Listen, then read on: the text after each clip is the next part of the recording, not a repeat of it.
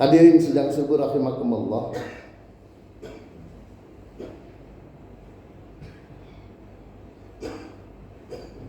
Karena itu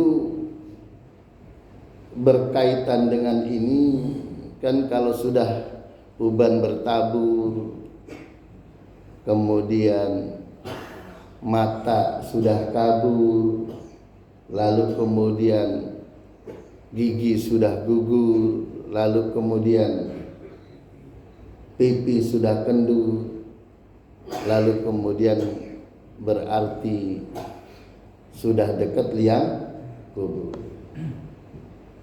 Nah, ini diinspirasi oleh pertanyaan Haji Abdul Hamid ini. Ustadz, saya punya teman tetangga meninggal, waktu memandikan dia tidak ikut mandikan, waktu sholat jenazah dia tidak ikut mensolatkan, waktu mengantar jenazah dia tidak ikut.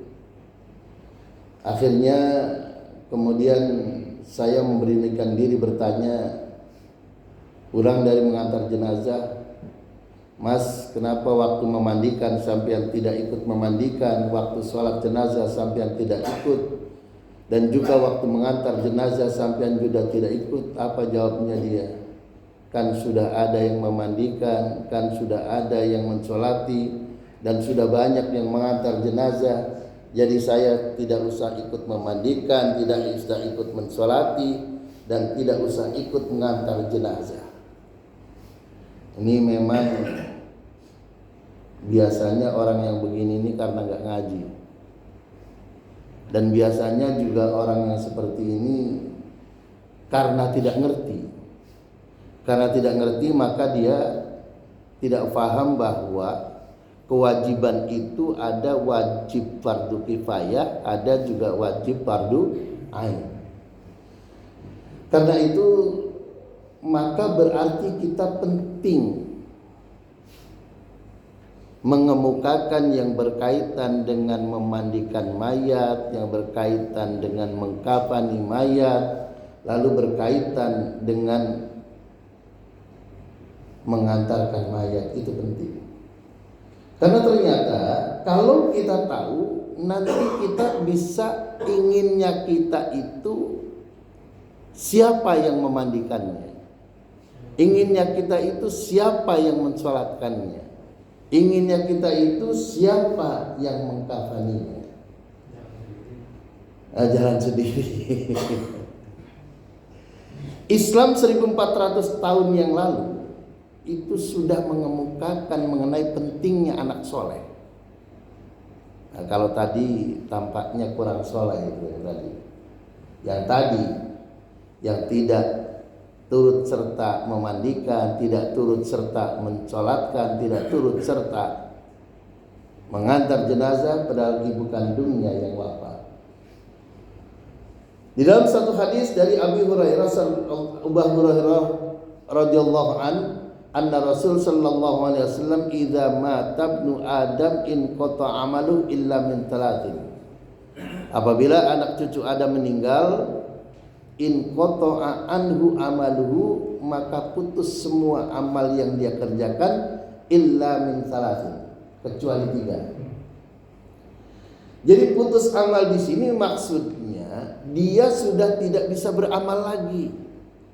Dia sudah tidak bisa berbuat apapun, namun kendati pun dia sudah almarhum, kendati pun dia sudah almarhumah, kalau dia memiliki amal, pertama shadaqatin jariyatin, sedekah jariah.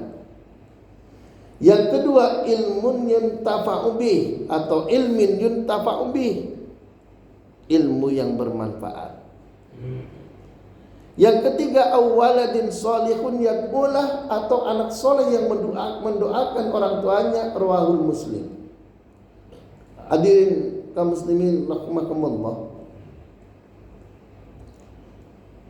Jadi berkaitan dengan yang pertama shadaqatin jariyatin,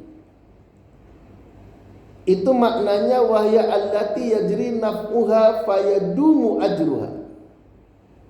Maknanya bahwa kendati pun orang yang beramal itu sudah meninggal, itu amal jariahnya itu jalan pahalanya. Makanya kalau bisa usahakan jangan sampai kita tidak punya amal jariah. Amal jariah itu apa? Banyak. Amal jariah itu antara lain pembangunan masjid, kita ikut andil di situ. Pembangunan madrasah kita ikut andil di situ. Pembangunan gedung majelis taklim kita andil di situ. Termasuk amal jariah wakaf Al-Quran.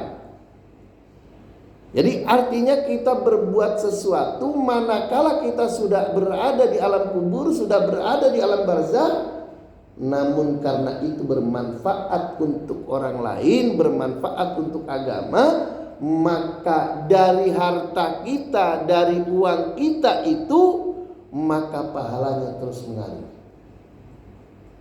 Apapun bentuknya, kalau itu bisa dimanfaatkan.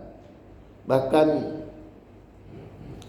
waktu kemarin saya umroh, itu ada diceritakan oleh mutawif, oleh guide, oleh tour leader, ketika di dalam perjalanan ini ada saluran air yang dari mata air di gunung disalurkan untuk orang-orang yang haji di Arafah. Itu merupakan wakaf. Seorang yang kaya raya ketika istrinya meninggal, maka kemudian dia mengalirkan air dari mata air dengan biaya sendiri, dengan beberapa puluh kilometer dia buatkan, karena itu zamannya masih zaman dulu, belum ada paralon, Pak, belum ada. Maka semacam saluran kecil aja kayak bak gitu untuk kepentingan itu. Itu yang disebut amal jariah. Kenapa? Karena itu diperuntukkan untuk orang-orang yang wukuf di Arafah, diperuntukkan orang-orang yang berada di Mina, karena orang di Mina, di Arafah itu memerlukan air untuk wudu, perlu air. Itu berapa? Kalau sekarang udah nggak tahu berapa miliar itu. Yang kedua, ilmun yuntafa'u bih. Termasuk amal jariah itu ilmun yuntafa'u bih, ilmu yang bermanfaat. Ilmu yang bermanfaat itu bukan cuma ustadz, bukan. Kadang orang suka keliru, disangkanya yang ilmunya bermanfaat itu cuma ilmunya ustadz. Enggak. Umpama kita sudah bisa baca Al-Fatihah, sudah bisa baca Al-Ikhlas, sudah mengerti membaca Al-Quran walaupun terbata-bata.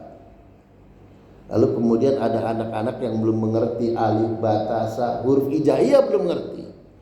Kita ajarin dia sampai dia mengerti huruf hijaiyah, sampai dia mengerti membaca Al-Fatihah, sampai mengerti Al-Ikhlas, maka itu ilmu yang bermanfaat walaupun bukan ustaz. Itu ilmu yang bermanfaat. Ada orang baru masuk Islam lalu ingin diajari sholat. Antum kan biasa sholat, lalu diajarkan cara sholat, lalu diajarkan bacaan-bacaan sholat. Padahal antum bukan dai, bukan ustaz, bukan kiai, tapi itulah ilmu yang bermanfaat. Antum seorang entrepreneur, seorang yang pinter cari duit, pinter berwirausaha, berwira swasta. Ada anak-anak muda yang masih belum punya kegiatan, antum ajari bagaimana caranya mencari duit. Dengan berkarya, mengumpulkan barang-barang bekas umpamanya, lalu kemudian dijual, lalu kemudian bagaimana cara berbisnis. Antum kasih tahu tempat grosiran yang murah, antum kasih tahu belinya di sana, lalu dijual menjadi pedagang kaki lima. Itu pun termasuk ilmu yang bermanfaat. Bahkan Profesor Dr. Hamka di dalam kitab Tafsir Al-Azhar menjelaskan, apabila ada orang itu kemudian mempelajari ilmu tata negara, mempelajari ilmu ekonomi, kemudian setelah menjadi ahli, lalu kemudian ilmu itu diajarkan untuk menata negara, untuk mengurus ekonomi, ekonominya untuk kemakmuran umat, maka ilmu itu pun ilmu yang bermanfaat. Jadi tidak cuma ilmu agama, ilmu apapun. Anda ahli IT, Anda ajari. Ada orang tidak bisa naik sepeda, tidak bisa naik sepeda motor, antum ajari karena dia kalau pergi ke sekolah itu harus menggunakan kendaraan. Itu pun ilmu yang bermanfaat. Jadi apapun pengetahuan, apapun ilmu, asal itu yang bermanfaat untuk orang lain dan juga bermanfaat untuk umat, itulah ilmu yang bermanfaat insya Allah. Lalu yang ketiga, waladun solihun yad'ulah, yaitu anak yang mendoakan kedua orang tuanya. Nah, anak yang mendoakan, karena itu apa? Anak itu harus dididik agama. Ini sering kita menyaksikan orang ziarah kubur. Ini ziarah kubur ini. Datang ke kubur itu dia nggak bawa yasin kecil atau buku tahlil. Yang dibawa itu botol yang ada isi air. Lalu kemudian sapu, lalu kemudian kembang. Datang ke sana ya cuma nyapu, tabur kembang, lalu pulang. Nggak ngerti bahwa yang namanya mendoakan orang tua itu memohonkan ampun. Apakah tidak boleh kemudian nyapu di kubur orang tua lalu kemudian menabur kembang? Ya boleh-boleh saja. Tetapi yang utama bukan itu. Yang utama adalah mendoakan orang tua. Nah, supaya doa itu dikabul, maka urutannya itu memuji Allah dulu. Setelah memuji Allah, lalu kemudian bersolawat kepada Nabi. Bersolawat kepada Nabi, lalu kemudian membaca Al-Quran. Boleh juga ditambah tahlil. Setelah itu boleh. Lalu kemudian berdoa, Allahumma gfir lahuma warham lahuma, atau Allahumma gfir lahum warhamhum wa'afihim wa'fu dan seterusnya. Mohon ampun. Kalau nggak bisa bahasa Arab, bahasa Indonesia boleh, bahasa Jawa boleh, bahasa Sunda boleh. Ya Allah, ampuni dosa kedua orang tua, ya Allah. Sayangi kedua orang tua, ya Allah, sebagaimana beliau-beliau menyayangi kami pada waktu kami kecil, ya Allah. Boleh.